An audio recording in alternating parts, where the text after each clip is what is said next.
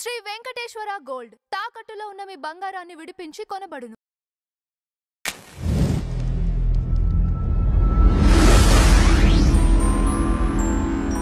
ఈ 40 సంవత్సరాల్లో మీకు అంటే కంటిన్యూగా ఫస్ట్ మీరు జాయిన్ అయింది వాళ్ళకి సంబంధించి లేదు, జాయిన్ అయ్యారంటే వాళ్ళ మీద ఒక సదాభిప్రాయం, వాళ్ళ మీద కాదు, వాళ్ళు ఏదో హిందూ ధర్మానికి పాటుపడుతున్నారని నేను అభిప్రాయంతో అంతే అంతే. గ్రాడ్యువల్గా మీకు ఈ 40 సంవత్సరాల్లో వేటిపైన ఒక్కొక్క అంశం తీసుకుంటే మీకు అంటే ఇప్పుడు మొన్న వచ్చారు మీరు, అంతకు ముందే అనిపించిందా మీకు బయటికి రావాలి? అది ఇప్పుడు ఎట్లా అంటే మీకు చెప్తాను, నేను 1981 చేరినప్పుడు నాకు పెద్ద అవగాహన లేదు. కాకపోతే నా హిందూ ధర్మం మీద ప్రేమ, వీళ్ళు కూడా హిందూ ధర్మం అని చెప్తున్నారని నేను అది చేరాను. అది మామూలుగా ప్రతి వాడు చేసే ఆ విధంగానే చేరుతారు ప్రతి వాళ్ళు. అయితే నేను కూడా పిల్లవాడిని కదండి, అంటే ఎంత 22-21 సంవత్సరాలు. మెల్లిమెల్లిగా నేను కాకపోతే నాలో ఉందంటే నేను చదువుతాను బాగా. అయితే నేను ప్రతిసారి వాళ్ళని ప్రశ్నలు వేసేది. ఇప్పుడు ఉదాహరణకి దేవాలయాన్ని విడిపించటం అప్పట్లోనే అడిగాను, మరి ఇప్పుడు మీరు రాష్ట్ర ప్రభుత్వం ఉన్నాయి కదా బీజేపీలో, అక్కడ విడిపించవచ్చు కదా అని అన్నాడు. లేదు ఇది రాష్ట్ర ప్రభుత్వం ఒకటి చేస్తే కాదు, దేశం కేంద్రం మొత్తం చేయాలి అని చెప్పారు. సో నేను నమ్మేది. సో ఈ విధంగా ఏదో ఒక సమాధానాలు చెప్తుంటూ వచ్చేది. అయితే మరి ఎట్లా అని అంటే దానికోసం మన అధికారం చేజిక్కించుకోవాలి. మన అందరం కష్టపడి కేంద్రంలో మన అధికారం చేజిక్కించుకుంటే మనకున్న హిందూ సమస్యలన్నీ మనం తీర్చుకోగలము అని చెప్పారు. దాంతో నేను నమ్మాను, ప్రతివాడు నమ్ముతాడు, ప్రతి హిందూ అనేవాడు. 1998లో వీళ్ళకి అధికారం వచ్చింది మొట్టమొదటిసారి, ఇది కేంద్రంలో. వాజ్పేయి ప్రధానమంత్రి అయ్యాడు. అయితే అప్పుడు ఈ కేఎస్ సుదర్శన్ ఎవరైతే మతం మారడానికి ఏదో ఉన్నాడు చూసారా, ఆయన ఆర్ఎస్ఎస్ సరసంఘ చాలక్, ఆయన జెండా వాళ్ళని ఉంటే నేను వెళ్ళి కలిశాను. ఈయన మోహన్ భాగవత్ గారు కూడా ఉన్నారు అక్కడ. నేను అన్నాను, మరి సార్ మరి ఇప్పుడు అధికారం వచ్చింది కదా, మరి మనకి హిందువులకు సమాన హక్కులు ఇవ్వలేదు రాజ్యాంగము, అట్లాగే దేవాలయాన్ని విడిపించి రెండే. ఇప్పుడు హిందువులకు సమాన హక్కులు మనకి ఇచ్చినంత మాత్రాన ముస్లింల క్రైస్తవులకు ఇబ్బంది లేదు.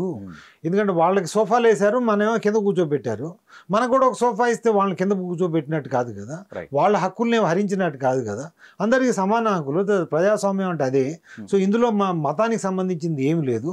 ఇది హిందూ వ్యతిరేక ఆర్టికల్స్ ఏదైతే ఉన్నాయో రాజ్యాంగంలో వాటిని తొలగించటమే, సో వాటిని సవరించటమే అని చెప్పాను.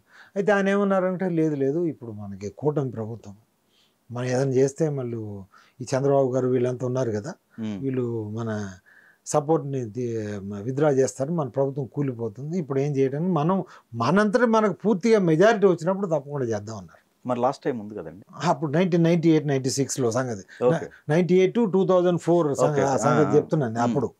అప్పుడు మోహన్ భాగవత్ గారు ఆయన సర్ కార్యవాహం ఉండేది, అంటే జనరల్ సెక్రటరీ, ఈయనేమో అది హెడ్ ప్రెసిడెంట్. 2014లో ఎప్పుడైతే మనకు వచ్చిందో 2282 సీట్లతో మోదీ గారు అయిందో మెజారిటీ, ఆయన ఆగస్టులో భువనేశ్వర్ వచ్చారు, ఏది మోహన్ భాగవత్, ఆయన కలిసాను నేను. కలిసి ఇప్పుడు మన భాగయ్య గారు అని ఇక్కడ వీళ్ళు ఉంటారు, ఇది ఆర్ఎస్ఎస్ ముఖ్యుడు, ఆయన కూడా ఉన్నారు తెలుగు వాళ్ళు, ఎవరినన్నా ఆయన అడగొచ్చు కూడా. అయితే నేను ఆయన అడిగాను మోహన్ భాగవత్ గారిని, మరి సార్ మీరు అప్పుడు అట్లా అన్నారు కదా, ఇప్పుడు మనకు ఫుల్ మెజారిటీ వచ్చింది కదా, ఇగో ఈ సమాన హక్కులు దీనికి చేయాలి ఇది. ఎందుకంటే అసలు సమాన హక్కులు లేకపోతే, ఒక జాతికి సమాన హక్కులు లేకపోతే అది ప్రజాస్వామ్యము లౌకికవాదం ఎలా అనిపిస్తుంది, ఇందులో ముస్లింలు క్రైస్తవుల సంబంధం లేదు కదా అని మీరు చేయండి. అట్లాగే దేవాలయాలను కూడా విడిపించండి, ఎందుకంటే దేవాలయాలు ప్రభుత్వం కింద ఉంటాయా, లేకపోతే హిందూ సమాజం చేస్తా అని ముస్లింల సంబంధం ఏంటి, క్రైస్తవుల సంబంధం ఏంటి? అది issue is between government and Hindu society, it has nothing to do with Muslim are Christian society అని. అంటే లేదు మనకి రాజ్యసభలో మెజారిటీ లేదు కదా, రాజ్యసభలో మెజారిటీ కోసం అని ఇప్పుడు అన్ని రాష్ట్రాల్లో మనం ప్రభుత్వాలు ఏర్పరిస్తే అక్కడి నుంచి అప్పుడు రాజ్యసభ వస్తే అప్పుడు చేయించుతున్నారు. ఇది 2014లో, అదేమో 1998 మాట 14లో. సో ఆ తర్వాత మెల్లిమెల్లిగా వీళ్ళు మిగిలిన రాష్ట్రాలను వీళ్ళు అధికారంలో రావడం మొదలైంది. వాళ్ళకి పూర్తి మెజారిటీ రాకపోయినా కానీ వాళ్ళకు ఒక వర్కింగ్ మెజారిటీ రాజ్యసభలో వచ్చింది. అప్పటి వరకు 4-5 సార్లు వాళ్ళు రాజ్యాంగాన్ని ఆల్రెడీ సవరించారు. సో నేను 2017-18లో మళ్ళీ జెండా వాలంలో ఈయన మోహన్ భాగవత్ని కలిసి మరి మీరు అన్నారు కదా ఇప్పుడు రాజ్యసభ వచ్చింది, వీళ్ళు 4 సార్లు ఆల్రెడీ రాజ్యాంగాన్ని సవరించారు, మరి మీరు చేయండి అని.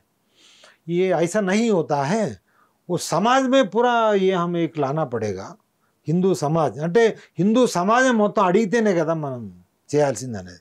నేను చెప్పాను వాళ్ళు అడగటం అంటే హిందూ సమాజం అడగటం అంటే ఓట్లు వేయటమే కదా. అవును. ప్రజలు ఎలా చెప్తారు?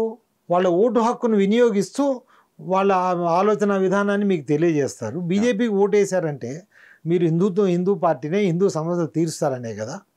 మీరు ఇది చేయాలని కొద్దిగా అంటే గట్టిగా కాకుండా కానీ చర్చలాగా జరిగింది. ఆయనకు నచ్చలేదు.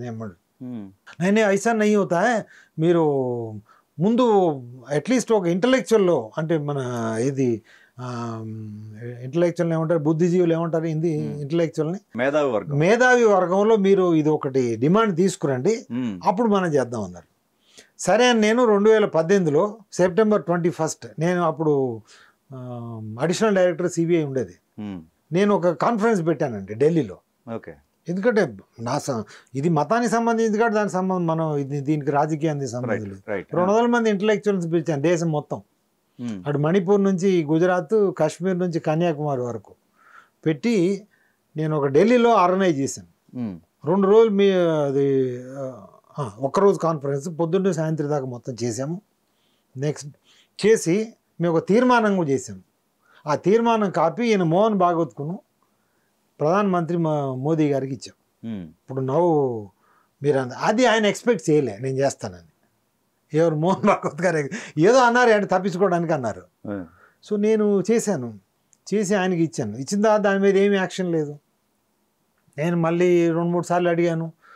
సో ఏం జరగట్లేదని నేను అప్పుడు ఈ మెంబర్స్ ఆఫ్ పార్లమెంట్ ఉంటారు కదా అందరు మన లోక్సభ రాజ్యసభ సభ్యులు అందరికీ నేను ఉత్తరాలు రాశానండి.